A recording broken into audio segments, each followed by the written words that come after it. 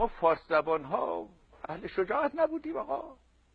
در این 1000 سال گذشته یه چند نفر شجاع هم بین ما پیدا شده. بعد که کتک خوری فرار کردیم نشستیم به شاعری، به به بهار و بلبل و گل و بلبل و اینا.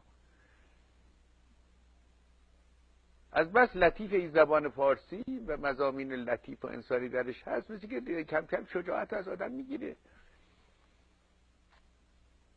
این مملکت رو در واقع ترکا نگه داشتن بابا. ترکا آدم های شجاعی بودن. خیلی وقتا